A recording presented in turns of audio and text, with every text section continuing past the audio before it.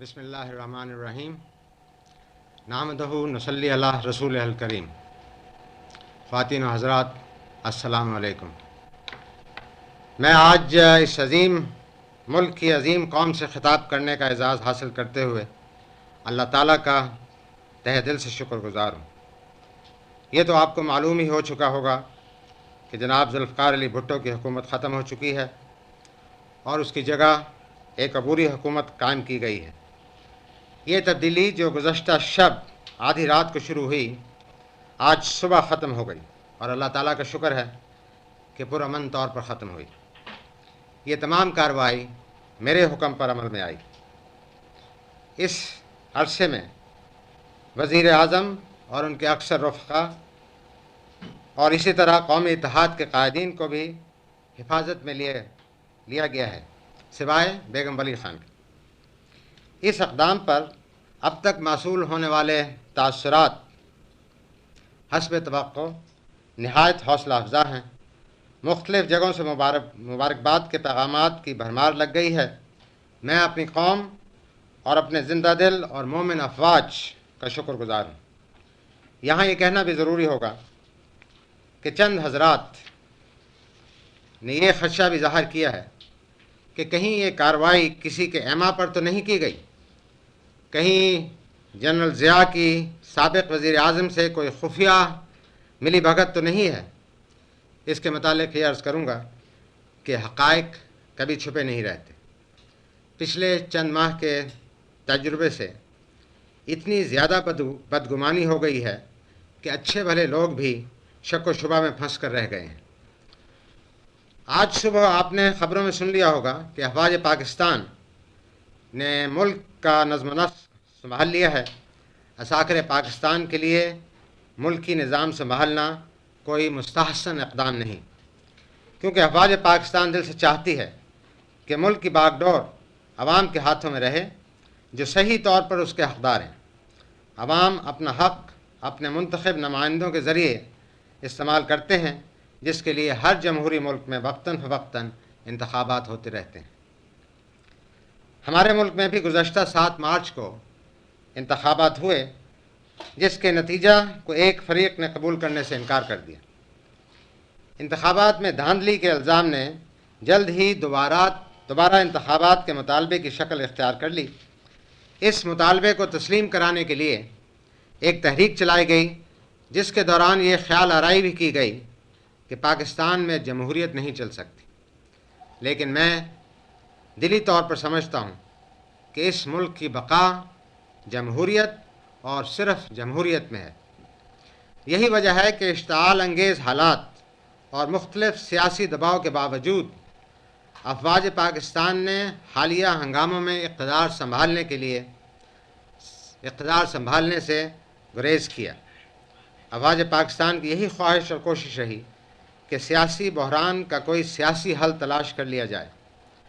اسی مقصد کے پیش نظر افواج نے حکومت وقت پر کئی بار زور دیا کہ وہ جلد از جلد مذاکرات کے ذریعے اپنے سیاسی مخالفین سے کوئی تصفیہ کر لے. ان مذاکرات کے لیے وقت درکار تھا، جو افواج پاکستان نے نظم و نسق برقرار رکھ کر مہیا کیا.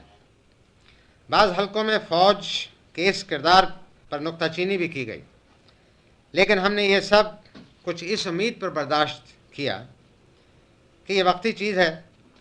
جب قوم جذباتی اور ہیجانی کیفیت سے نکلے گی تو اسے افواج پاکستان کے صحیح اور آئینی کردار کے متعلق تمام شک و شبہات دور ہو جائیں گے. میں نے ابھی آپ کے سامنے ملک کو درپیش صورتحال کا اجمالی نقشہ پیش کیا ہے، جس سے آپ پر واضح ہو گیا ہوگا کہ جب سیاستدان ملک کے بحران سے نکالنے میں ناکام رہیں تو افواج پاکستان کے لیے خاموش تماشائی بنے رہنا ایک ناقابل معافی جرم ہے. یہی وجہ ہے کہ فوج کو مجبوراً مداخلت کرنا پڑی.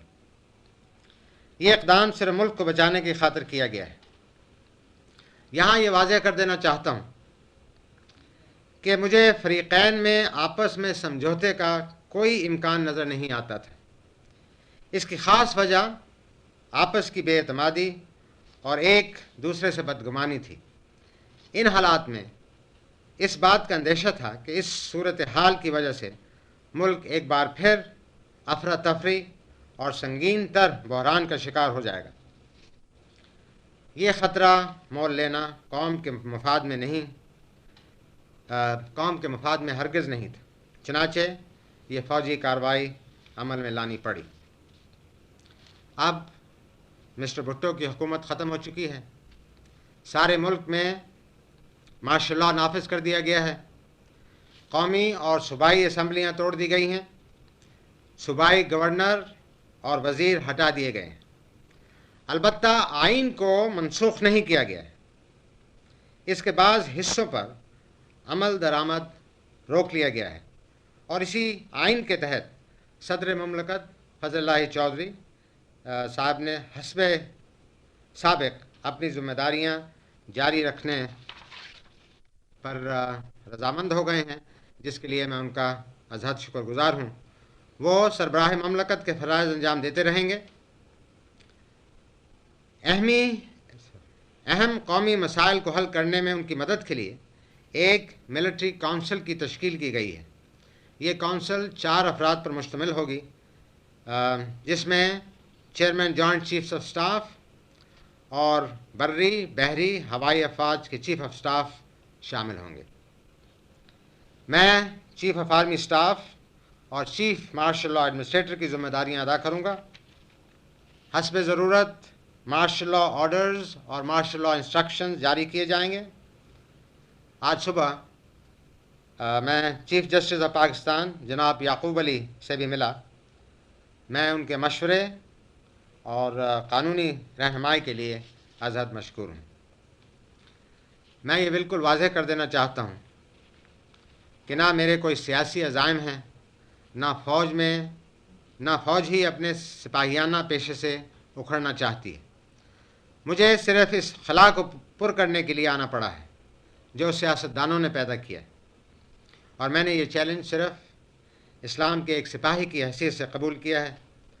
میرا صرف واحد مقصد آزادانہ، منصفانہ ہوں گے۔ انتخابات مکمل ہوتے ہی میں اقتدار عوام کے منتخب نمائندوں کو سونپ دوں گا، اور میں اس لاہے عمل سے ہرگز انحراف نہیں کروں گا۔ آئندہ 3 مہینوں میں میری ساری توجہ انتخابات پر مرکوز ہوگی، اور میں چیف مارشل لاء ایڈمنسٹریٹر کی حیثیت سے اپنے اور اختیارات کو دوسرے معاملات میں ضائع نہیں کرنا چاہتا۔ اس مرحلے پر یہ ذکر کرنا بے محل نہ ہوگا کہ ملک کی عدلیہ کے لیے میرے دل میں بہت احترام ہے۔ میری پوری کوشش ہوگی کہ جہاں تک ممکن ہو عدلیہ کے اختیارات محدود نہ رہیں، تاہم بعض ناگزیر حالات میں مارشل لاء آرڈر اور مارشل لاء ریگولیشن جاری کرنا ضروری ہوں گے، اور مجھے توقع ہے کہ تمام سیاسی پارٹیاں اس کام میں مجھ سے تعاون کریں گی۔ حالیہ سیاسی محاذ آرائی سے ماحول میں خاصی کشیدگی پیدا ہو گئی تھی، اس لیے جذبات کو ٹھنڈا کرنے کے لیے وقت درکار ہے۔ چنانچہ آج سے تا حکم ثانی ہر قسم کی سیاسی سرگرمی پر پابندی لگا دی گئی ہے، اور انتخابات سے پہلے سیاسی سرگرمیاں بحال کر دی جائیں گی۔ میرے عزیز ہم وطنوں، میں نے اپنے دل کی بات کھول کر آپ کے سامنے بیان کر دی ہے۔ میں نے آپ کو اپنے عزائم کے بارے میں اعتماد میں لے لیا ہے۔ اب میں اس مشن کو حاصل کرنے کے لیے اللہ تعالیٰ سے رہنمائی اور آپ سے مدد اور تعاون کا خواستگار ہوں۔ امید ہے کہ عدلیہ، انتظامیہ اور عام شہری میرے ساتھ تعاون کریں گے۔ میری یہ پوری کوشش ہوگی کہ مارشل لاء انتظامیہ نہ صرف سب سے انصاف اور برابری کا برتاؤ کرے، بلکہ عوام کو اس بات کا احساس بھی ہو۔ سول انتظامیہ کو اس سلسلے میں اہم کردار ادا کرنا ہے، لہذا میں یہ اعلان کر کے خوشی محسوس کرتا ہوں کہ میری درخواست پر ہر صوبے کے ہائی کورٹ کے چیف جسٹس نے قائم مقام گورنر بننا قبول کر لیا ہے۔ انتظامیہ میں بعض افسروں کو اگر اپنے مستقبل کے بارے میں خدشات ہوں تو میں انہیں یقین دلاتا ہوں کہ کسی کو بھی ناکردہ گناہوں کی سزا نہیں دی جائے گی۔ البتہ اگر کسی سرکاری ملازم نے اپنے فرائض میں کوتاہی برتی، جانبداری سے کام لیا یا ملک و قوم سے بے وفائی کی تو اس کو سخت سے سخت سزا دی جائے گی۔ اسی طرح اگر کسی شہری نے امن و امان میں خلل ڈالنے کی کوشش کی تو اسے بھی سختی سے نپٹا جائے گا۔ بیرونی ممالک کے ساتھ تعلقات کے بارے میں واضح کر دینا چاہتا ہوں کہ سابقہ حکومت نے جن ملکوں کے ساتھ جو معاہدے، جو وعدے اور سمجھوتے کیے ہیں، میں ان کا پابند رہوں گا۔ آخر میں بری، بحری اور فضائی افواج کے تمام افسران اور جوانوں سے کہوں گا کہ وہ اپنے فرائض بجا لاتے وقت مکمل غیر جانبداری اور انصاف سے کام لیں گے اور کسی سے غیر ضروری رعایت نہیں برتیں گے۔ میں ان سے یہ بھی توقع رکھوں گا کہ ماضی میں اگر کسی نے ان کو لعن طعن کیا تو اسے اسلامی روایت کے مطابق معاف کر دیں اور اپنے فرائض ادا کرتے وقت اپنے پیشے کے وقار کو پیش نظر رکھیں۔ مجھے یقین ہے کہ وہ اپنی نئی ذمہ داریوں سے احسن طریقے سے عہدہ برا ہوں گے، جس سے ان کے وقار اور مرتبے میں اور اضافہ ہوگا۔ اب میں چند ایک ضروری نکات کی تشریح کر دینا ضروری سمجھتا ہوں۔ سب سے پہلے سول عدالتیں اپنے فرائض معمول کے مطابق انجام دیتی رہیں گی۔ فیڈرل سیکورٹی فورس FSF کی عنقریب تنظیم نو کی جائے گی۔ حال ہی میں سول انتظامیہ میں جو تبادلے کیے گئے ہیں ان کا جائزہ بھی لیا جائے گا۔ عبوری حکومت کا ڈھانچہ جیسا میں اوپر ذکر کر چکا ہوں، اس کی تشکیل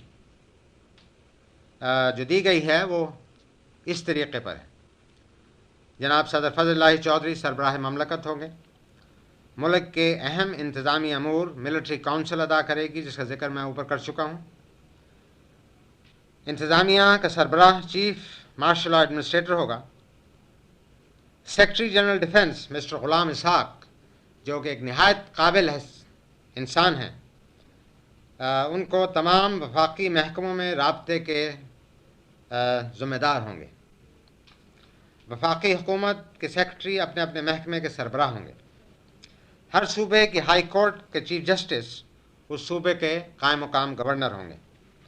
صوبے کی انتظامیہ کے سربراہ صوبے کے مارشل لا ایڈمنسٹریٹر ہوں گے اور صوبائی محکموں کے انچارج بدستور سیکرٹری رہیں گے۔ میری خواہش ہے کہ سول انتظامیہ بلا خوف و خطر اپنے فرائض سر انجام دے۔ میری یہ بھی خواہش ہے کہ پولیس میں بے لوث خدمت کا جذبہ پیدا ہو، اخبارات آزادی صحافت کے علمبردار ہوں مگر ضابطہ اخلاق سے انحراف نہ کریں، قوم میں ہوشمندی پیدا ہو، ہر شخص کی جان و مال اور عزت محفوظ ہو، ملک میں امن و امان قائم رہے اور غنڈہ گردی کا خاتمہ ہو۔ درسگاہیں سیاسی اکھاڑے نہ بنیں۔ آپ کی اطلاع کے لیے یہ کہنا چاہتا ہوں کہ پاکستان کی سرحدیں آج اللہ کے فضل و کرم سے محفوظ ہیں اور مسلح افواج اپنے فرائض سر انجام دے رہی ہیں اور سرحدیں جائز نقل و حرکت کے لیے کھلی ہوئی ہیں۔ آخر میں یہ عرض کرنا چاہتا ہوں کہ حالیہ تحریک میں اسلام کا جو جذبہ دیکھنے میں آیا ہے وہ قابل تحسین ہے۔ یہ اس بات کا ثبوت ہے کہ پاکستان جو اسلام کے نام پر قائم ہوا تھا وہ اسلام کے نام پر ہی قائم رہے گا، جس کے لیے اسلامی نظام اشد ضروری ہے۔ شکریہ۔ پاکستان پائندہ باد۔